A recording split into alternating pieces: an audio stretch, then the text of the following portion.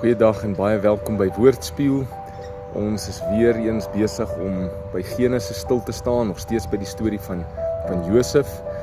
En ek staan in verwondering as ek hoor hoe mense hierdie videoetjies gebruik om hulle dag te open, by hulle besighede te open, om dit deel te maak van hulle gebedstyd en hulle stilte tyd. So hou aan daarmee.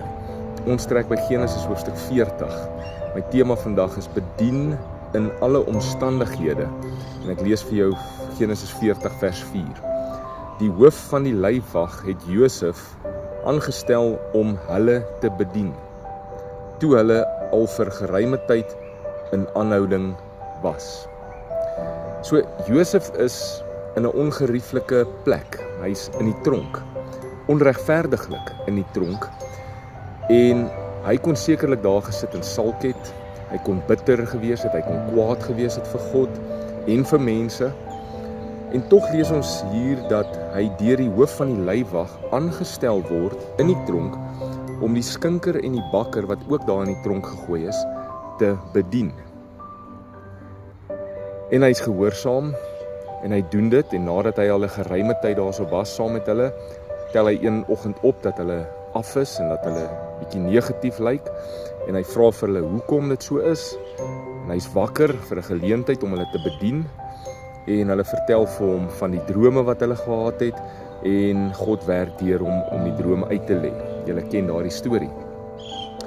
God besluit wie hy waar wil gebruik. Al is ek in die tronk of in die woestyn, behoort ek nog steeds bruikbaar vir God te wees. God roep my nie net om vir hom 'n instrument en vir hom 'n stem te wees wanneer ek op die bergtoppe is nie. Hy gebruik my ook en hy roep my ook wanneer ek in die valleie is.